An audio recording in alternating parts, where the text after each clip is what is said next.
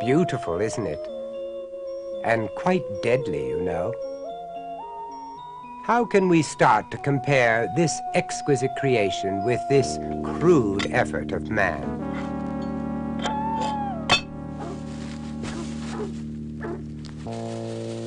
It is difficult to believe that this was still in use until quite recently.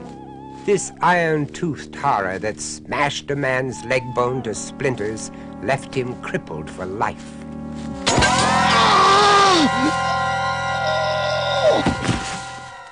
Well, I suppose you could say that's one way of putting your foot in it, but how crude and how ordinary.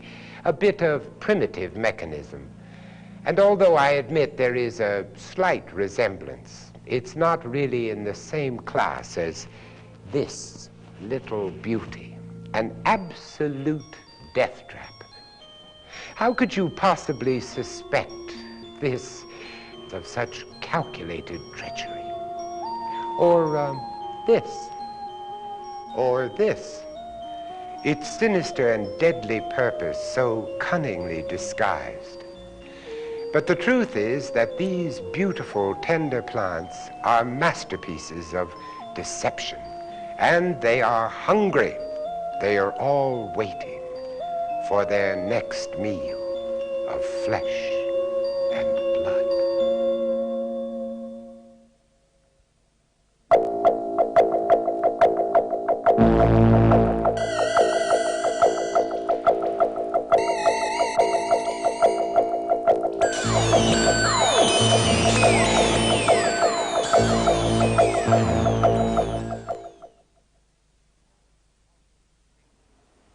You know, it's awful to think that it is only our limited sight and lack of perception that makes us blissfully oblivious to the many little death traps that may surround us. Perhaps it's only our limited hearing that denies us the terrified shrieks of alarm, the final moans of surrender as victims writhe in their death agonies. But to appreciate the concealed cunning of carnivorous plants or the complex strategy of animals, particularly the more macabre, I guess we ought to start with something relatively simple, something easily seen, if you know where to look. Beside the foot that treads the ground, we can so easily fail to notice a seemingly innocent scrap of nothing. It is, of course, a small trapdoor. And doesn't this look like a fragment of withered leaf? It's a tube, a strange tube 5 inches long.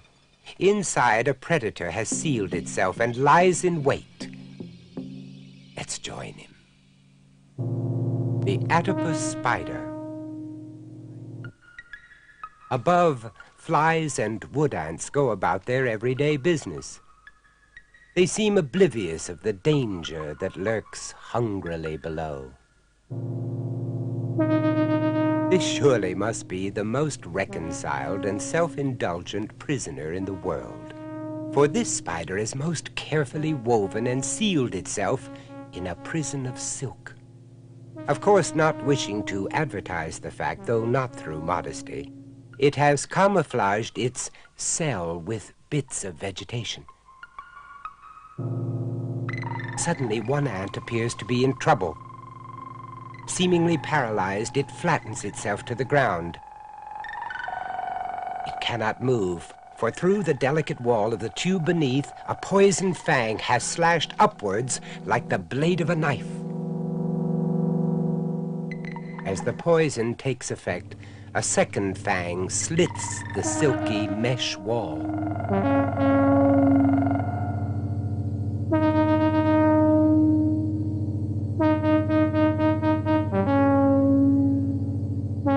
The Atopus spider seizes the limp body of its victim and slowly but surely draws it into the death cell.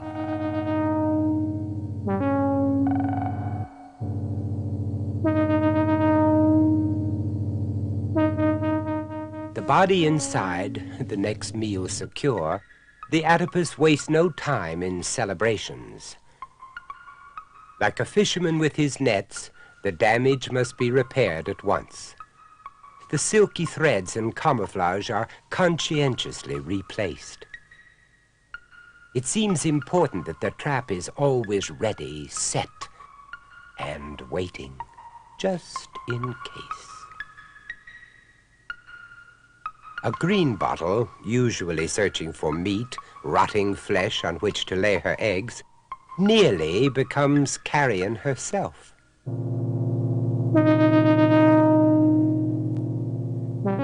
Two misses. Perhaps a little unusual because the spider's fang is swift and sure. A strike. One can almost sense the gasp of astonishment as fangs come upwards through the seemingly friendly earth and rip into its body.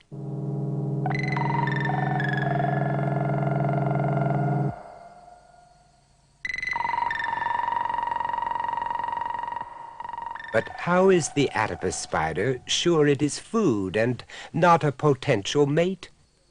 No one knows, but it seems no other creature is given time to care.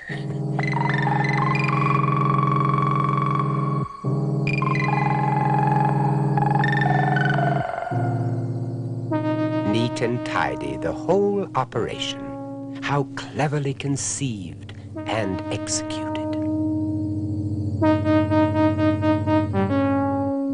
It's life. One moment you're there, you pause, you disappear, leaving not a trace. But for sheer speed in grabbing a bite to eat, we must follow a clambering caterpillar, seldom to us a popular figure at mealtimes. And much though he would wish, no waiter can make it disappear like this. After all, it's only just a hole in the ground. Why should the caterpillar fall down it?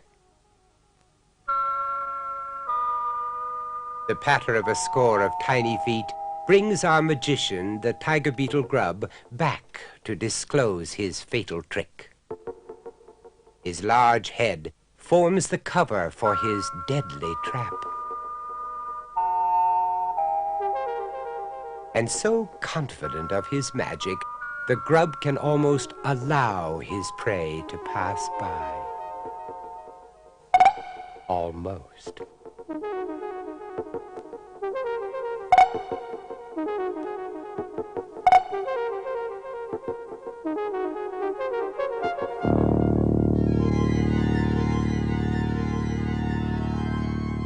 For many fish, the worm is irresistible bait.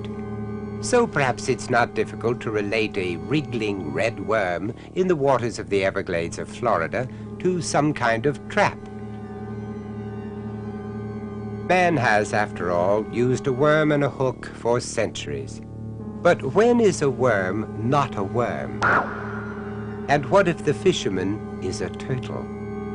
In fact, the so-called worm is only a very good fake, part of the lower jaw, a small, wriggling red projection in the gaping mouth of the alligator snapping turtle. Before long, a fish approaches to take the bait. The powerful jaw snaps shut.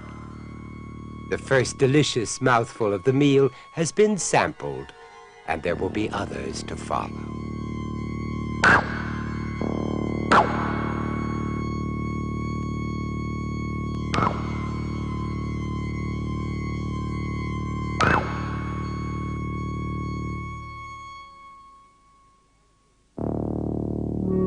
The alligator snapping turtle grows to some 2 or 3 feet long and doesn't swim like other turtles.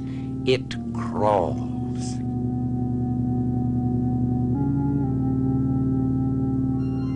Every so often, it has to come to the surface for air, about every 30 minutes.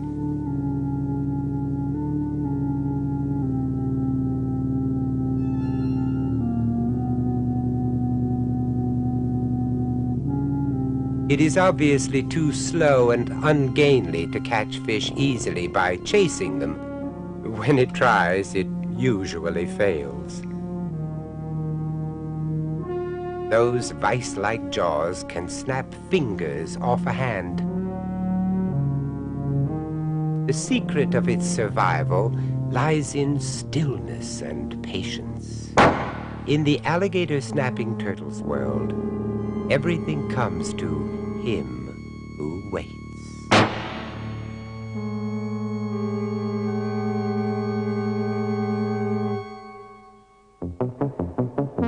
This beetle is about as safe as a diamond-dripping duchess walking Central Park at midnight. And from the trapdoor spider's point of view, she too is, well, easy meat. He simply pops up like a jack-in-the-box and drags his victim into his little larder. Instead of a web, he spins a silk lining for his tunnel and covers it with an ingenious hinged lid.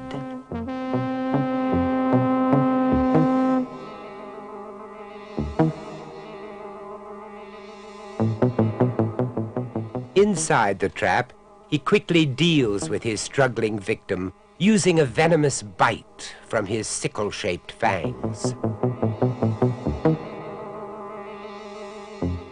Again, like most traps, it requires the predator to play the waiting game. Waiting and watching. But not every sortie is successful.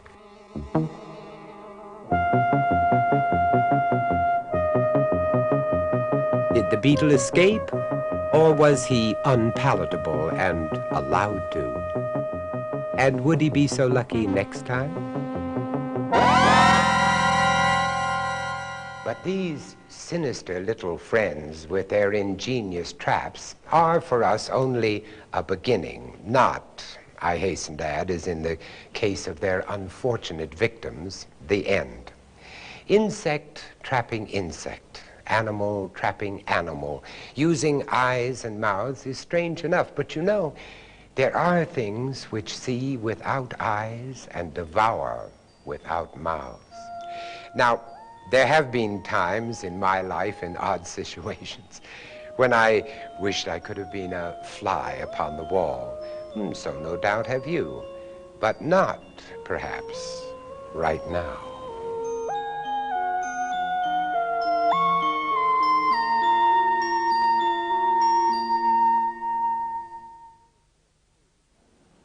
To kill for food by the use of deception or traps is not confined to, nor is it the prerogative of humans or animals. In fact, the most beautiful, the most subtle, the most deadly traps are those set by strange plants which require an animal diet in order to flourish. But maybe to understand these non-seeing, mouthless carnivores, we have to re-examine our present beliefs. Is it, as Dr. Francais, the gifted biologist, maintained, that plants do move their bodies as freely and as gracefully as humans or animals? That the reason we're not aware of this is because they do it so slowly that we just don't notice it happening. Can we accept that to move and to act in such strange ways, plants must have some means of communication within the universe, something far superior to our five senses, something which to us seems uncanny, eerie, frightening, because it is something about which we know practically nothing. Surely it's not pure chance that plants take on special shapes and develop special smells to adapt to the strange habits of insects, luring them, trapping them, and ultimately devouring them. Well, let's see, shall we?